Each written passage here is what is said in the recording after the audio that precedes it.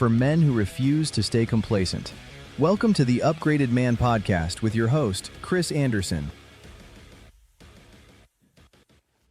All right, welcome back to the Upgraded Man Podcast. Super excited. This is actually our inaugural guest episode. The show used to be Elevate Media Podcast, same concept, same topics, but really just focusing and dialing in on helping men who refuse to be complacent. And the last couple episodes for the Upgraded Man have been solo episodes, just me, which is a little awkward because I'm not as good as that.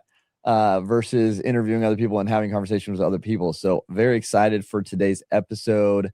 All about kind of leading yourself, overcoming obstacles, and choosing easy hard versus hard. So this is going to be a really good episode for you guys listening out there. We got Dr. Bobby Shelton on the show. Bobby, welcome to the Upgraded Man Podcast. Hey, thank you so much. And I'm honored that I'm the first guest in this new venture of yours. So very exciting. And I like the focus, and I hope we have a great conversation. Absolutely. Super excited about it. As always, it's kind of like life, right? Little kinks in the system when we have changes in misdirection or a new direction, and it kind of leads in some misdirection, and got all that worked out. And so super excited to get going in this. So I want to dive right in, right? Because your story's out there, what you do is out there, and we'll have people connect with you at the end. But, you said before that there was a moment where you sat in a chair until you could finally like yourself again. Before anything else, tell me about that chair in that moment. Yeah. It took me a long time to get to that chair. Sure. So I started a self-help, self-improvement journey in 2019 into 2020, and it started with weight loss. Mm-hmm. And that stemmed from my wife telling me I was the angriest person that she knew one day. And I'm so grateful. She hates it when I say that, but I'm so grateful she did, because I soon realized I was. And so I said, I need to fix this. So I chased all these things. So make a long story longer, I guess. I got to that chair after doing a lot of things. I had lost 180 pounds. Didn't make me happy. Didn't make me less angry. I enrolled in a doctoral program because I hated reading and writing. I thought I needed to suffer. Well, February of 2025 is when this chair incident happened. And it was after I put another friend in the ground from suicide. And I had just hit an all-time low. And I realized somewhere in that mourning period, depression period, that I didn't like myself.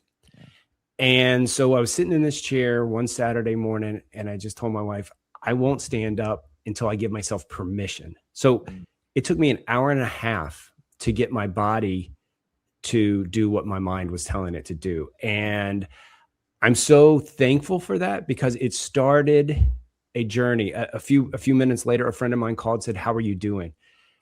I told him I'm doing the worst I've ever done. I've never been that vulnerable or open with another man before that point.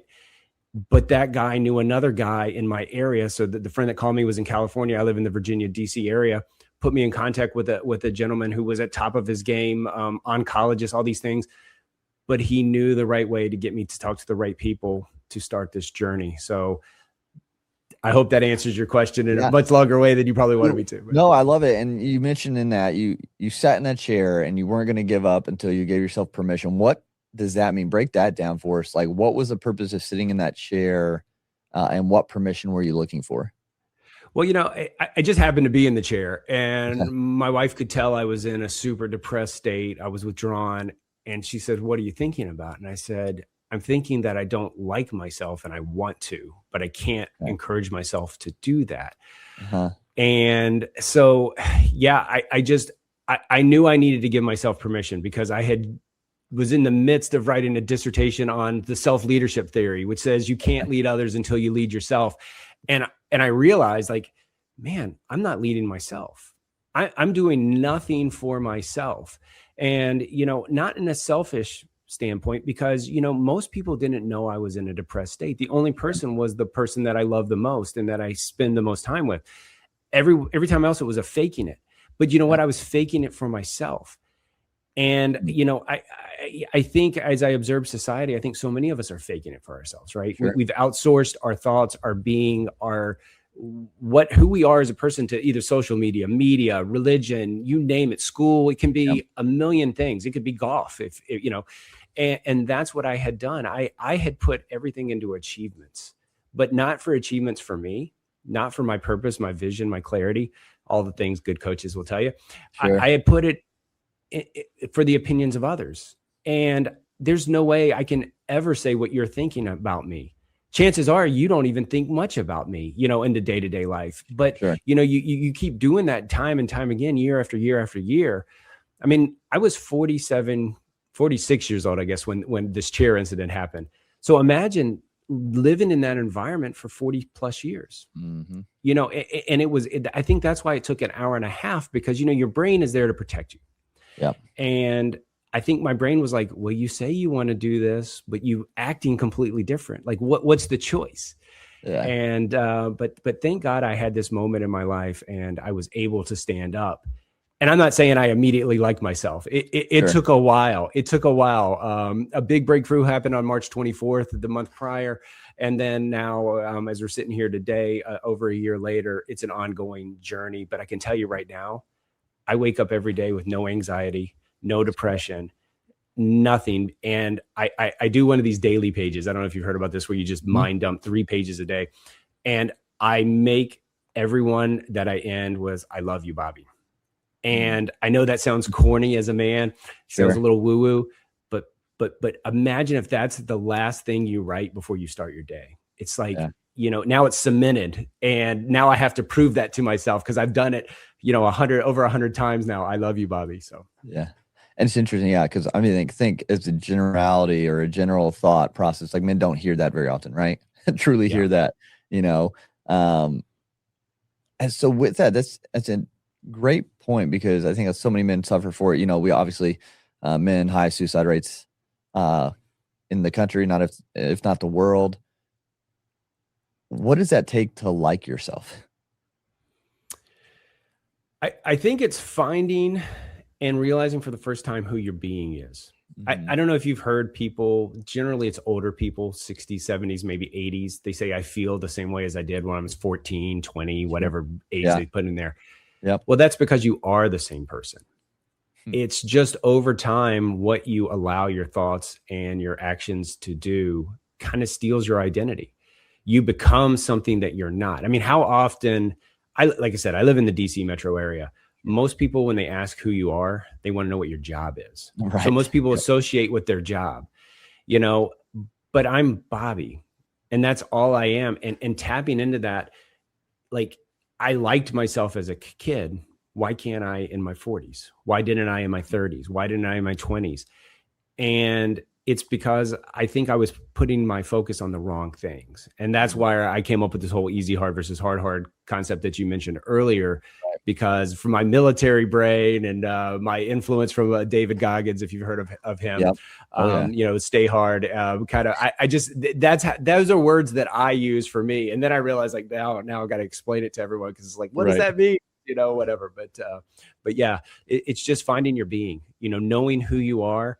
And if you have to go back and search for that and reestablish that, it's in all of us. And I just encourage everyone today to know that there's hope. There is promise that you can reach back and find that yourselves. Yeah. How do we even do that, to reach back and kind of find that hope? If a man's listening to this who feels like kind of where you were, how can they kind of reach back? Yeah, that's a great question. I think that it all starts with self-assessment. You've got to take a look at where you're at today. Jot down the 4 or 5 things that you said to yourself that you do that you never did. Jot down the reactions. I was talking to a gentleman the other day, and he says that we have these encounters every day where we don't act like we are, no matter, how much goodness you're trying to project to the world. I mean, someone cuts you off in traffic, you get angry, if there's a long line at the grocery store, those are encounters, but and those are emotional encounters, but take stock of those and see how many of those per day throw you off your game, and how long do you let that happen? If someone cuts you off in traffic, what is it? 10 seconds, maybe? Sure. But why do we let that, into our whole day? So this whole self-assessment, and then once you decide to go do something, obviously you can't change everything in one day. Start something small. Make a promise to yourself that you're going to keep. As I mentioned earlier, if I tell myself I'm going to do something today and I don't do it, it's going to be harder tomorrow. It's going to be even more difficult the month, year later. So do that, and then self-evaluate where you're going in your process. And it doesn't have to be metrics. I rail on metrics a lot because, the whole world is metrics now. We got Apple Watches, Oura Rings, Whoop straps. All in of themselves are not bad. But when you're making a change, there is no quantifiable. It's all qualitative. Was I a better man today than I was yesterday? Did I tap into my being more than my doing side more today and becoming who I want to be in the world? Yeah. And I think that's a great realization too. Like, a lot of us describe ourselves on the doing side, right? Yeah. It's all in the doing instead of the being of who we are. And I think we lose that, like how you were saying. And so you created this easy, hard method. What kind of led to that? Obviously your journey, but like actually writing this down in book form, and what does that framework look like? Yeah, so I wrote it down because I needed a reminder for myself. Sure. I finally one day thought about it is like, I'm chasing easy hard. And how I define easy hard is either the work you're doing for the approval of others, the work that, you want praise, adoration, but also it's your doing side. Like, what did I do? What did I accomplish? How much money do I have in my bank account? All the things that we've placed importance on, but may not be important to you. Whereas the hard is the work that matters to you. And when I say work, I don't mean your job necessarily. I mean, it's like, what's your work as a husband, a father, a baseball coach, whatever you do in life, like, are you doing it for you? Because, you probably heard the statement so many times, you can't pour from an empty cup. Yeah. Well, the hard work fills up your cup. Like, no matter how much money we do, how many accomplishments, whatever title we got in our name, most people get burned out from that. I mean, we're seeing it rampant in the self-help leadership world today. Is like, everything's about burnout and fatigue. Well, if you find that hard work and you focus on your being, not only are you going to live better and probably your well-being is going to increase, but you're also going to be able to give back to others and you're going to feel more fulfilled. So the easy hard versus hard method just breaks it down to help people understand, because you're going to have to define what it is for you. I believe everyone's an N of one. What's my hard may not be yours. And if you try to mirror me, that's the exact problem we get into, right? Most people are like, hey, I want to be like this guy or this guy or this guy. I mentioned David Goggins. There for a long time, I wanted to be the Virginian David Goggins. And I realized I'm not David Goggins. I never will be. Now, sure, I can get inspiration from him, but the real core was, why was I losing weight? Like, I weighed 354 pounds. You can't tell on this screen, but I'm 6'5". Okay. And so I guess I hit it well until I didn't. One day I'm in a doctor's office, boom, 354. I couldn't believe it. Cause I was in the military in my younger days, and so I started losing weight because I didn't want to appear fat, or I didn't want to look bad in my clothes or have people talk about me. Well, when you do something like that, it sounds like a hard, right? Most people are like, oh, that's hard to lose 180 pounds. Sure. And it is. I'm not discounting. It's difficult. But I was doing it for the wrong reasons. So like, if you called me and said, hey, Bobby, let's go to dinner, and I hadn't worked out that day, I probably would say, oh yeah, I'd rather do that than this. Well, it wasn't until that shifted to a hard that I wanted to do it for my health, my mental state, my well-being. I wanted to show up every day and be the best version of myself. And that's when I really started to focus. I became more efficient. I became more effective. I was better to go back to the self-analysis, self-evaluation to see the flaws in my plan, because you can run it off, but I'm not encouraging anyone to do that, because I found myself depleted. Like, since that 180 pound weight loss, I've gained a few back in muscles and that kind of thing. But I wouldn't have been able to do that if I was stuck in that easy hard, that I was only doing it for image and image sake alone, but not for something deeper to get to who I am as a person. Yeah. So with that, with men, like, they got jobs, they got families, some of them got kids. The easy hard seems to fill up the day, right? They go work, they go do the house chores, they go take care of their family, they maybe go to their kids' sporting events. All those things. Are we saying those are all easy hard because they're so busy?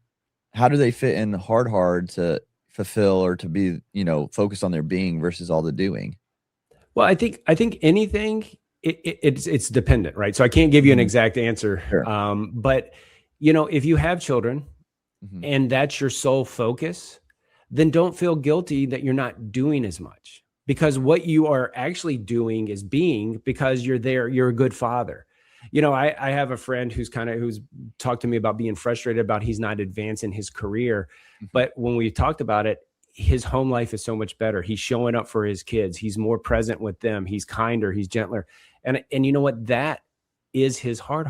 Right now in this stage of his life, people talk about seasons of life. Well, this season of life for him is to take care of his kids. So I can't say if one thing's easy, hard, or hard, and they can probably bounce back and forth because it all depends on what you're doing at the time. And doing is kind of proverbial there, not actually like your focus of doing.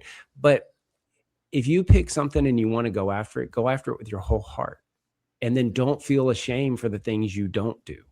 I'm sure you've experienced this with your podcasting, right?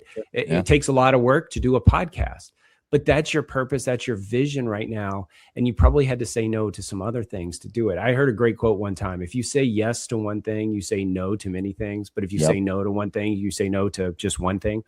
And that's kind of the whole purpose. So I know it's kind of like obtuse, but if you can sit there and really think about what brings me joy, what is my purpose? Because you can't have your cake and eat it too. Right. Because eventually you're going to get burned out, tired. You're not going to be able to show up for other people. So yeah, I hope that helps. But again, it's a personal decision for every single person. And trust me, all the time people are like, hey, is this my easy hard? Is this my hard? And I was like, only you can say that. Because if I answer it for you, it immediately probably becomes easy hard if that's what you do. If you listen to my opinion versus your heart, then you're always going to be an easy hard. So that might be a litmus test that people can use. So if someone is looking into that, say, they're hard, the thing they want to focus on, the thing that, maybe it is kids, maybe they're missing out on kids' sporting events or something because they're working a lot. How do they shift to being more present, being at those events without deterring or taking away from, providing through their job? Does that make sense? What I'm trying to. Yeah. And I'm certainly not going to tell someone to burn the boats. Like if you decide that right now you're not doing your hard all the time. Yeah. Don't quit your job. Don't be one of these people to do that because you need that, right? You do need to provide for your family. That's part of us being men. And that's part of what we do as family members, as members of society. I encourage people to look for efficiencies. How often do we do things that are unnecessary because we think our job demands it? We stay at the office late. But how about if you still have some work to do, you still go to the baseball game and then you do it later? I'm not one of those guys that tells you to wake up early, but sometimes you need to wake up early to get what you want done. And, I'm not dogmatic. I'm not going to tell you wake up at 4 a.m., cold plunge, sauna, journal, and go about your day. No. Find what works, because when you shift that mindset alone, just saying, hey, I'm going to spend more time with my family, everything else becomes easier. And I know a lot of times when we're ultra focused on like our jobs, because I was that man. Right. I did things that I didn't need to do because I thought it would advance me. And rarely does it. People know if you're a hard worker or not, if you're doing, but you don't need to go above and beyond. Start delegating. That was really difficult for me when I went on this path. Give things to other people and trust them. That's a sign of a good leader as well. If you can task someone and you don't care how it gets done, just as long as it gets done. And here's another thing. If they bring you an 80 or 90% solution, think of all the time that saved you. Right. I read the other day that 2 hours of training saves you something like 6 hours. It could save you 6 hours a week or something like that if you train someone else. I don't know if that's true or statistically proven or not, but it makes sense, right? If I take 2 hours out of my day to show you how to do something and I save 6 hours, well, I can then give that 6 hours to my child or to my hobby or to the new venture I'm going after, that sort of thing. Yeah. So where does the hobbies fit in? Are those still part of hard, or are they easy hard, or is there even room for hobbies that you just enjoy doing? Yeah, I think 100%, because it's that whole work-life harmony. I don't believe in work-life balance, because you're always out of balance, but yeah, you've got to find things that lift your soul. I mean, we are humans, and that's the one thing as we get older, we don't do it as much, right? How often do you have conversations? Well, I used to do this. I used to do this. Yep. Well, still do them. Maybe you can't do them as much as you used to, but make sure you take time. And that's another thing, that a big lesson I had to learn, that whole rest and rejuvenation for myself. And, I now take one day a week where I try to do zero work. And I say try because there are some, so what I've narrowed that down to is I stop working the moment my wife wakes up. And that way I can spend all day doing things that she wants to do. Sometimes it's, it's even mowing the grass or doing some yard work or something like that. But that little shift right there, number one, it gives me a boundary to the work I'm doing, and it gives you a stop point. Because if you don't give yourself a stop point, then you're never going to stop, because you can always do more. It's funny. A lot of times we have nothing to do. My wife's like, "Oh, go work. I'm sure you have something to do." And I was like, "Yeah, sure. I always have something to do. Yep. I just choose not to do it right now." And, hobbies are a great way to do that. Community. I know one thing that men like to do is that we leave the withdrawal. You need to be around other people, specifically other men, because you get inspiration from them. You get ideas, you can really thrive in those environments as well. So I'm a big proponent of those. And just, I think most people know again, it goes all about giving yourself permission. Just like I gave myself permission in that chair. Once you give yourself permission to grow, you're gonna figure it out. It's gonna maybe be a little messy at first, but eventually you're gonna figure out what rhythm works for you. Yeah. And like, even right now, like the chapter I'm in, like, it's the same thing. Like, it feels super messy and trying to figure it all out. Like, giving myself room for hobbies, for that downtime kind of thing. I feel like with everything, with the business, with the podcast, with family stuff, I also coach soccer and everything, and trying to do your health, right? Like, there's something has to be sacrificed. Something has to get less attention. It's such a puzzle to try to fit it all together and figure out what works. And like you're saying, like, figure out truly, what fills you up and kind of what you like to be. Like, it's so much, right? And so many people have so much going on, which is, I guess, why we see so much anxiety and stuff in the society, right? Yeah. I want to add something to that too. Yeah. Just because you're busy doesn't mean you can't, and not multitask, but multi-purpose your time. So, a lot of people say, I want to read more, just as an example, but I have to take my kid to this ballet or soccer or whatever it is. Well, while you're waiting for the kid, bring your book with you. True. Read while you're there. If you want to change your behavior, or you want to become a coach, or you want to do something different, practice in the environment that you're in right now. Again, that goes back to the not burn the boats down. Yeah. If you want to do something different, you can probably incrementally do that wherever you're at.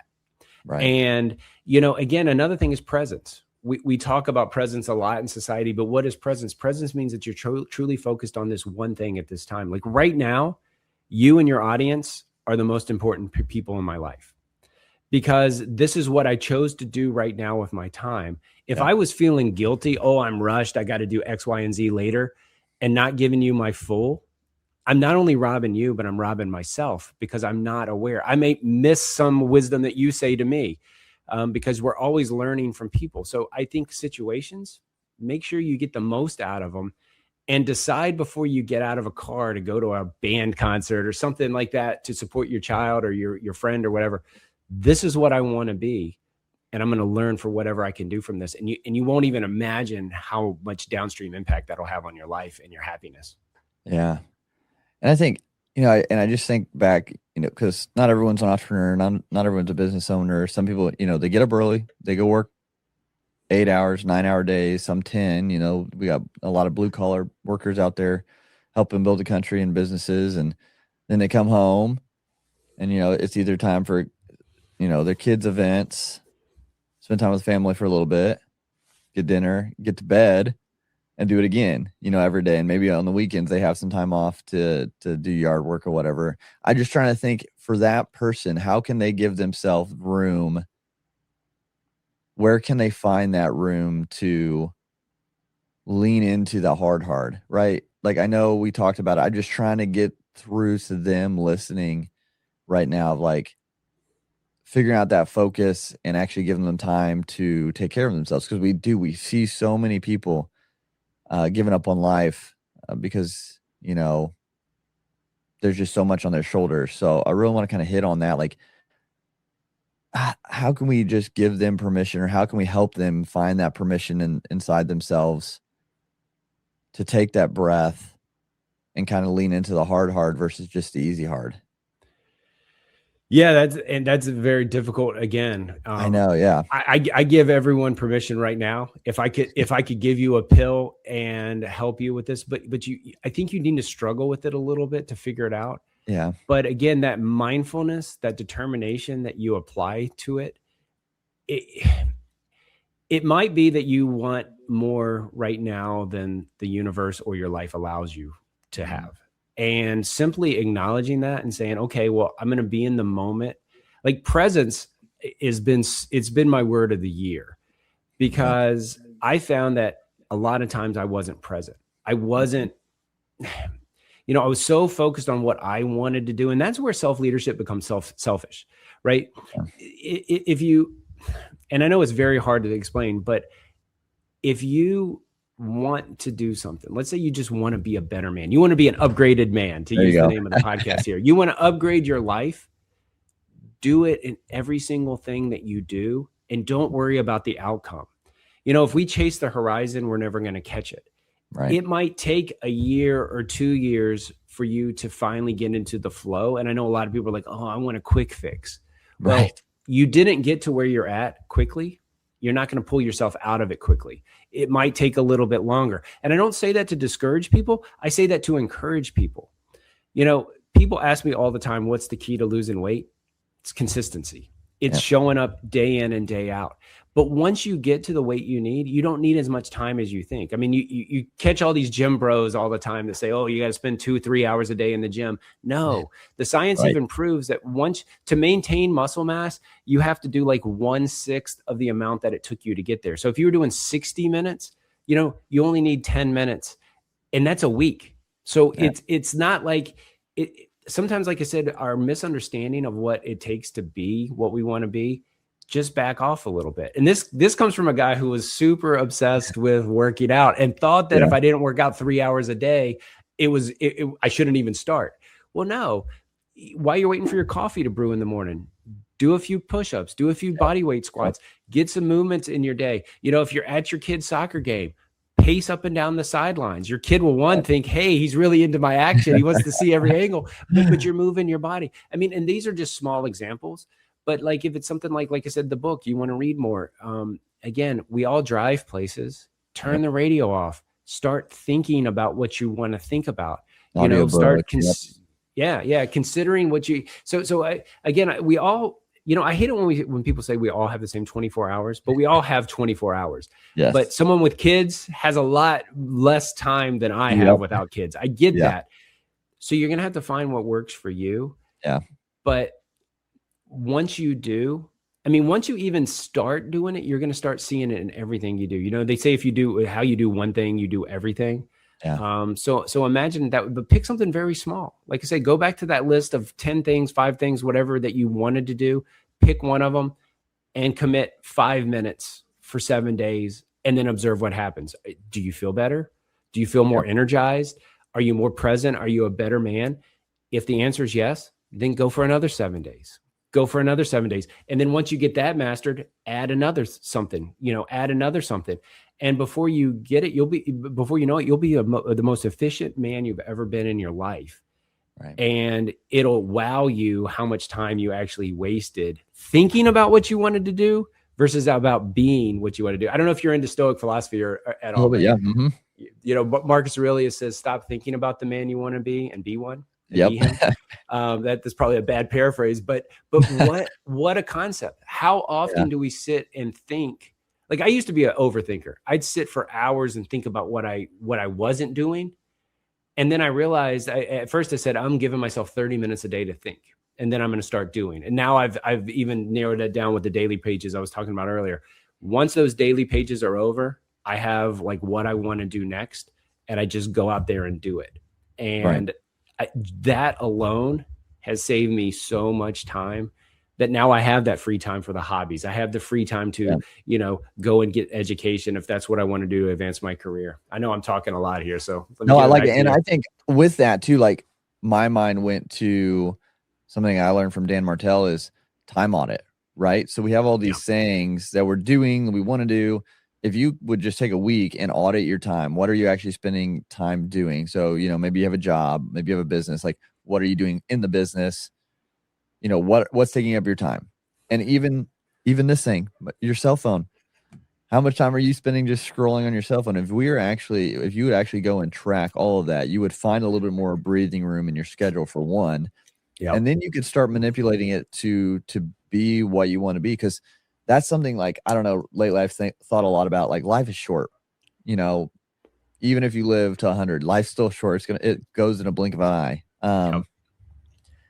So like, what do you want to do with life? Like, what do you want to enjoy? Like, I want to enjoy more experiences because I have 3 little kids and, with our family, like more experiences, like let them see stuff and be a part of that with them. And,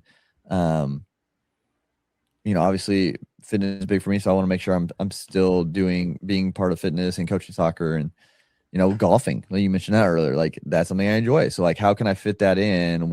How do I need to shift things?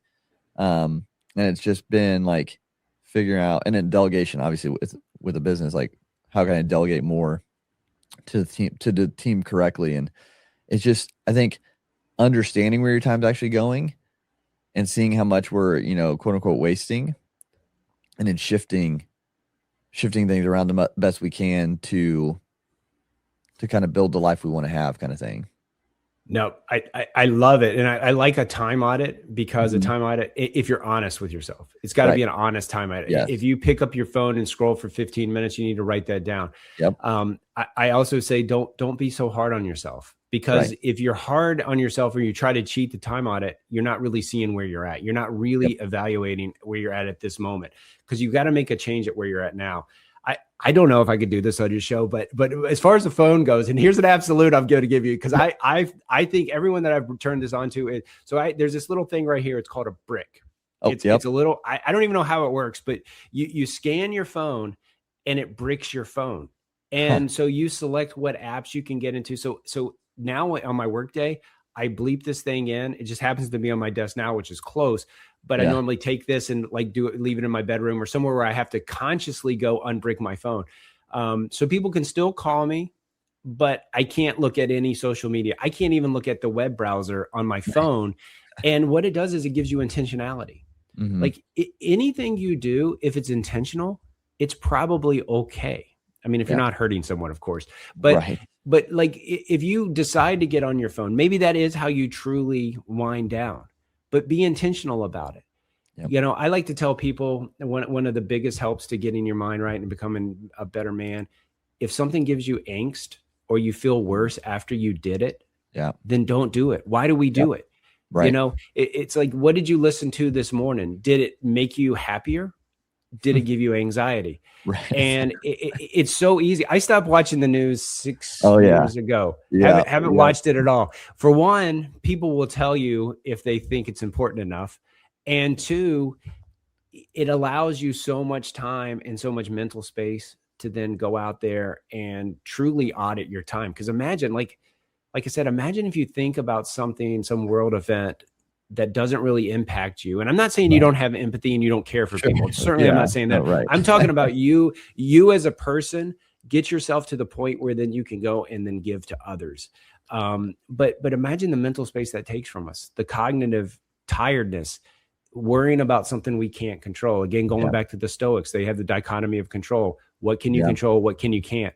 You can control 2 things, in my opinion, your thoughts and your actions. So be intentional about both of those and watch what happens, folks. I'm going to tell you, it sounds too simple to be true.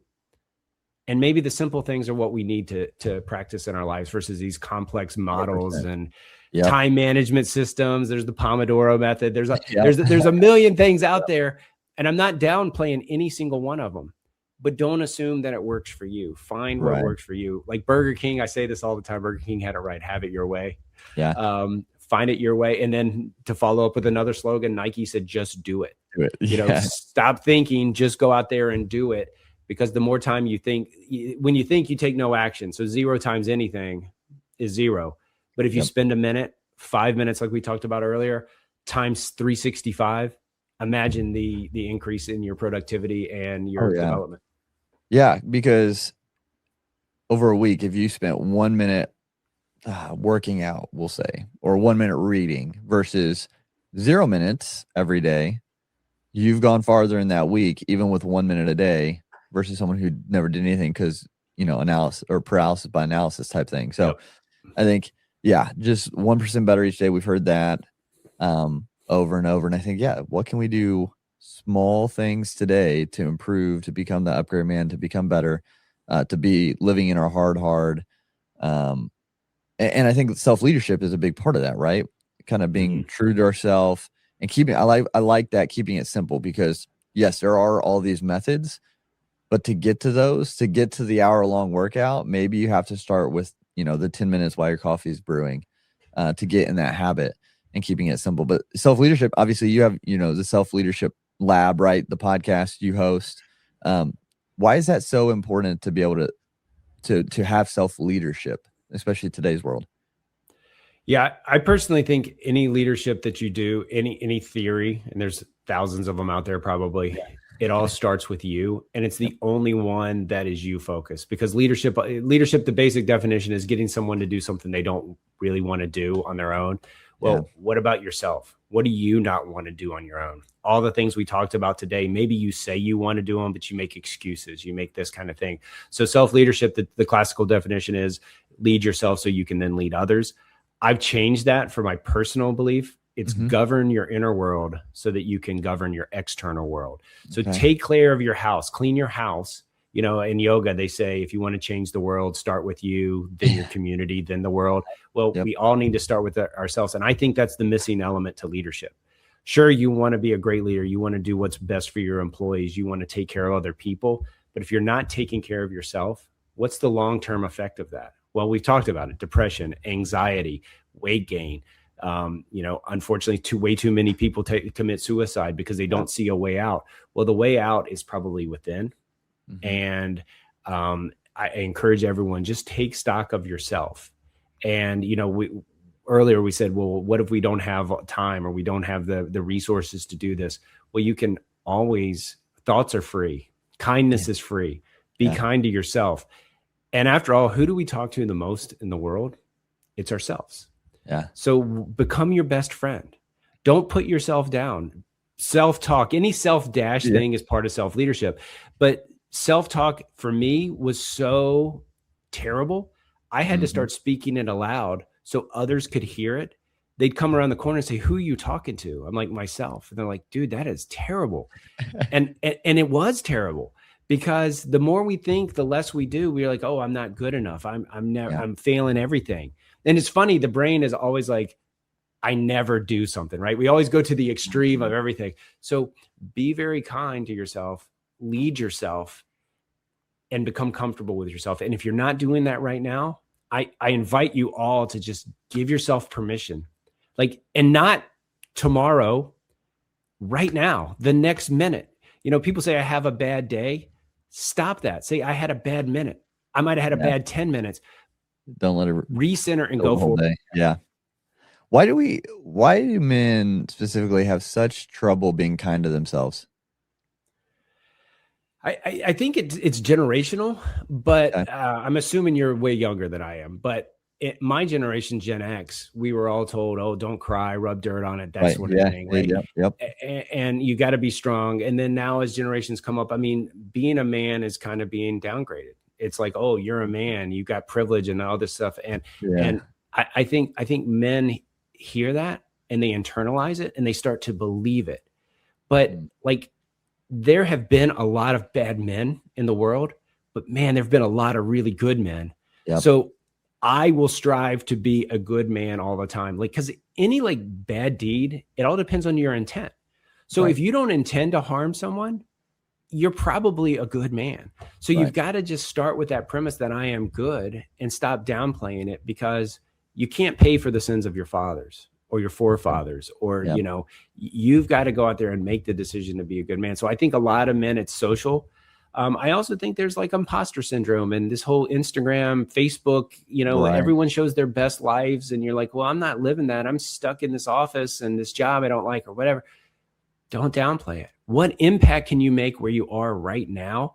Be the change you want to see in others. That famous quote as well. Yeah. Be that for yourself. Believe it and Yeah, start acting on it. I think just masculinity has been under fire for so long. And I like, kind of like what you said, like being torn down. And, we've just been told if you're masculine, if you act like a man, it's toxic. Right. And so that, I think, has been just torn down. And I think there's a line, I think, as masculinity, I think, is needed, but it's like the quote, I'd rather be a warrior in a garden than a gardener in a war kind of thing. Like, to be masculine and be able to lead and get things done, but being able to do it with, I guess, grace maybe and kindness. Because obviously, like you said, there have been bad men in the world. And I think they've given a lot of other men, they put a bad title on it, I guess. Yep. It's kind of what I'm seeing. And I think we need to kind of take back that what is it to be masculine? And I think it's the ability to be dangerous when needed, but being able to be kind and gracious and a good leader. Again, I just go back to that quote. I'd rather be a warrior in a garden than a gardener in a war kind of thing. Yeah. No, I like it. And there's so many negative influences out there. You talk about toxic masculinity, the bro culture. Yeah. It's all based on doing. Like I encourage everyone, if you're into that, just take an observation of like what they're talking about. They're talking about money, cars, these things. Maybe those don't mean anything to you. Maybe being the best father or being the best gardener is what's right for you. Now, strength is not a bad thing. You got to have physical strength, because science has proven that the more muscle we have, the better we are. Take time to develop your body, because, that allows you to show up more. It allows you to be more. But at the same time, it's like we need more positive role models. We almost need like we need to redefine bro culture. And maybe that's what you're doing here on the show. In fact, I know that's what you're doing on the show. Right, yeah. You're teaching men practical things to think about, the self-discipline, but don't focus on the results. Like, decide what you want in life and what makes you happy. And don't chase what your neighbor has. We've been saying that for years, right? Your kids are like, just because they do it doesn't mean you need to do it, right? I'm sure you've been told that by your parents. Yeah. Decide what you want to do and be dogmatic about it. Develop your philosophy in life that is so sound, no one can change it unless you absolutely get information that you are dead wrong and you need to make a change in your own thing. Be steadfast, be solid. That's strength. And you can do that without being hurtful to anyone. I mean, I certainly don't want to hurt any creature, whether they're, a female or even an animal. I want to live with peace with everyone, because I believe that's strength. Yeah. That's my take on it. No, yeah, I agree. And I think, we don't want to have to hurt anyone ever. And we don't want to have those conflicts. But like in the moments, like I've been in a couple of moments where I'm like, where I've had to step in and physically stop things from happening to other people. And you just have to be prepared for that. You don't want those things to happen. You want, like, for example, here, and I wasn't in this situation, but we had here locally, a mom, her kid in shopping cart, unloading at their car. A man walks up, puts both hands on the child, tries to take the child out of the cart, and mom yells, makes a scene. This is where it gets me. The guy casually, in the article, in the police report, casually walks to the store, gets hand sanitizer from the door area, and casually walks out and down the road. And no one stopped him. Not one person in the whole parking lot stopped him. And my mind went to, if I was there, like, he's not leaving. Like, in that moment, like, he just tried to take a kid. And I think that's kind of where my mind is with, like, not masculinity. Not that I'm like super masculine or something like that, but like being able to be at peace, have peace, make peace, but in the moments that are needed, maybe it's time to have to get physical or become a different person for safety. And that's kind of what I just couldn't believe that no one stepped up to stop this guy who could now go and try to abduct another child. It's just crazy to me. Yeah. No, if you can prevent that, like I said, you train for the situations that you hope you never use, right? It's like that whole martial arts thing. It's like, just because I can doesn't mean I will. Yeah, exactly. But you know what? If you're prepared, I mean, it's better to be prepared and not have to use it than to be unprepared and need it. Yeah. You know, And I think, so go ahead. Yeah. yeah, I just say that gets confused to a lot of people because that becomes the God, that becomes the Right. easy hard is like, oh, I got to do this, I got to be muscular, you know. But some of the most savage warriors I've met in my life, you know, Navy SEALs, Delta Force guys, you'd never know it because they're the most calm, reasoned people in general situations. Like they'll do it when they have to. But, you know, one of them, I asked them one time and they said, well, it's not like a knob. I don't know if you're old enough to remember the dimmers used to be like these little knobs, like round things. Now you slide it up and down. Yep. It's not like that. For them, it's a switch. Yep. Like it's like, you know, they lever that switch and they change who they are in the moment, but only when they need to. Yeah. And then hopefully they can cut it down. And I know there's some cognitive things and stuff like that Sure. that people suffer from, but for the most part, the people who excel in that craft and can walk away from it, they have that balance. Yeah. And I think kind of it goes to what you're saying, right? They're able to understand their easy, hard, and hard, and giving them permission and self-lead, right? So they're doing all that fairly well. Obviously, no one's perfect, but right. They've learned through those things. And is there training that people should do, like the regular, you know, non-military people? Are there things they can do to, like, besides just implementing, I'm going to do this for 1 minute today to get better? Or is there other things that they can do to improve their self-leadership and kind of being able to not necessarily section things off in their life, but like have that distinction of where they can turn a switch on for certain things? Yeah, I think negative visualization is a tool that people can use. We all talk about visualization as a positive, but like take that situation you talked about in the grocery store parking lot. Like imagine that happened, and how would you respond? Right. Imagine you lost everything. Let's say you lose your job. How would you respond? Imagine you had to stand up and protect one of your kids' lives or your own life. How would you respond? And again, the more you kind of do those little scenarios, and I'm not talking about dwelling in it because, as we know, I'm not a big fan of overthinking things. But while you're driving, just think of like, hey, what's the worst thing that can happen? Or when I go back to those occurrences I was talking about, those encounters, think about how you reacted last time someone cut you off in traffic. How did you want to react? You know, and if you can visualize that, then when the situation comes, God forbid, you're able to then react to it and prepare yourself. And I think that can be done for anything in self-leadership. If you want to be better, think about yourself being better. Think about coming home from work, instead of being dog tired, being present and playing with your kid in the backyard for 30 minutes or helping your wife cook dinner or cleaning up after, you know, it's these little things that we negate because to be blunt, we're sorry. We feel sorry for ourselves. Woe is me. You know, this is terrible. This is this. Change your words. Yep. Yeah. And I think that shift is important. And I'm curious, gonna kind of dig into this one. Is there a hard that you're avoiding personally right now that you're like, oh, yep, I know exactly what I'm going to answer? I know. Today, this week, is there something that you're like, oh, I avoided that yesterday. I shouldn't have done that. Well, there's always instances in my day where I'm not perfect, but no, as far as the global hard, what my purpose, what my vision is right now, no, I am set on it. I'm cleaning things up around it to make it, give it the room that it needs. Because there's many things that I do that are taking time away from it, taking energy away from it. But that dedicated, so right now mine is to help the mental health of veterans. And just going to start a program with George W. Bush Institute to help bring this to life. Well, for the next 6 months, that's going to be my focus. That's my hard. And you know what? The way I know it is because I feel peace at it. Like I'm okay saying no to other things for a period because it's 6 months, right? And then after that, there will become another period where I implement this thing. But it took me a while to get there. It took me a long time to figure out what my easy, hard versus, and trust me, sometimes, man, like a new thing will come along, some bright, shiny object can be like, Bobby, no, this isn't what you need to be doing at this moment. Another thing, when I said you say yes to one thing, no to something, you can also say no, not now. Right. So you put a boundary on it, but you can reconsider it later on in your life.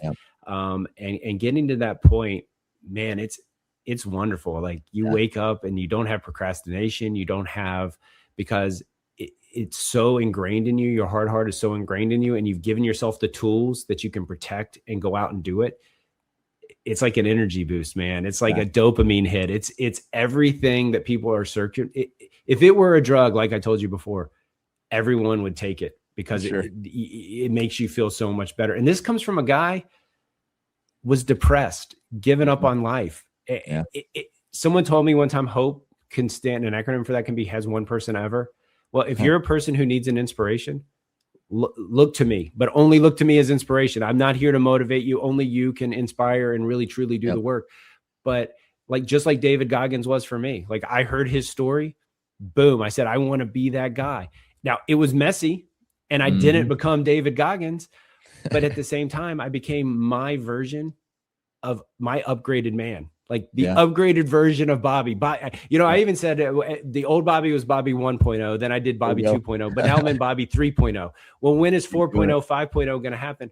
Who knows? Right. But as long as I'm open and willing to do it and use the self-evaluation, self-assessment techniques, you know, I think I'll be okay, because I don't want to go back to that old self. And I also don't dwell in your old self. Whatever's past is past. Whatever's in the future, you can't control either one of those. Right. Be here, be now, control this moment, control this day. And I guarantee you, I know as obtuse as it sounds, if you give yourself permission and start implementing some of these things, you're going to find your hard fairly soon. Absolutely. Yeah. And it's been great. That's great advice. And that's kind of like the upgrade, man. And we switched the branding and everything because, you know, we wanted to help men who refuse to be complacent. And that's the part of it too. It's a journey. You know, you can continue to upgrade. It's not about, it's not a destination. There's not tiers to it. It's a journey the whole time. So you're just every day, how can we improve? How can we continue to, you know, improve our family, our finances, our relationships, all that stuff. And so this has been a great conversation. I'm super glad to have had you on here. It's kind of like the first Upgrade Man guest, Bobby. And so the last thing that we kind of are implementing on the show, which I'm excited about, is we're doing the upgraded Upgrade Man journal. And what this is going to be is there's going to be a log in here, and after every guest is going to read the log before them. So for example, I started this one. I'm going to give this to you to read, and then you're going to be able to respond or make a comment however you want to do it. And then you're going to leave for the next guest a question, a comment, a quote, something motivational, something like that for them to read on their episode of the show. And we're going to kind of just help leave tidbits for each other as we continue to grow this show. So I'm really excited for that one. For this, it's a little bit different. So hopefully I explained that well. I'm going to send you kind of the first one here in the chat since we're virtual. I'll let you read it and just let it sit with you in whatever you feel like responding to it. All right. So the quote or comment here is, your 10-year-old self would be proud you made it this far and accomplished so much. Don't stop now. Yeah. You know, I think my 10-year-old self would be completely overwhelmed with the places I've gone and the people I've seen, the things I've done beyond its wildest imagination. And I love that quote so much, or that statement so much, because maybe that's what we need as men to upgrade. Maybe we need to go back and look at the 10-year-old version of ourselves and take stock. Like, we're not failures. Look at what we've done, how far we've come. You know, it's really cool. I think the only time you should ever look back is when it's positive. And I think that's a great thing. And that's a good reminder for me today, is like, hey, what was 10-year-old Bobby doing and thinking, and what would he say today? I hope he'd be proud. I know I'm certainly proud when I think about it, because that was 38 years ago. And like you said earlier, time goes by fast. So that's a really great one. Awesome. Yeah. So I think based on the conversation we have today, and I know the other person may or may not have listened to this by the time they get on here, I would like to leave for someone. Are you the man you want to be, or are you just thinking about it? I hope I didn't jump the line in the way this process is going to work, but Love that it. would be what I would enter to the journal, because I'd be very interested to hear what your next guest says, and I'll certainly be tuning in to find out.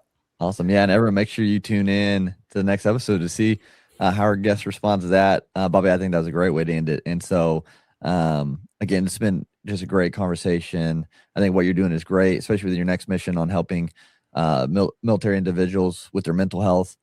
So super excited to see what you do there. But again, thanks so much for being on the Upgraded Man podcast today. Where can people connect with you if they want to learn more, get your help, or see what you're doing with military vets? Yeah, absolutely. Easiest is website, since we said it a lot of times. Easy hard versus hard. I'm also on LinkedIn. You can find me there. Self Leadership Lab is on all the major platforms, YouTube, Apple, whatever, if you're interested in finding out more there. But yeah, that's where they can get in touch with me. And my email's on there. Please send me a note. I'd be more than happy to talk to anybody if I can help them in any way. Awesome. Well, yeah, everyone take him up on that. Get connected with Bobby. Just continue to learn from him and what he's doing out there. And if you're not following the Upgraded Man podcast yet, make sure you hit that follow button so we can continue to do this and continue to put out episodes and share this with a guy out there who needs to hear it, who's trying to upgrade their life, trying to figure out all the pieces that they've got going on. And we can help more people together by sharing. So thanks again for doing that. But until next time, continue to upgrade yourself, and we'll talk to you again soon.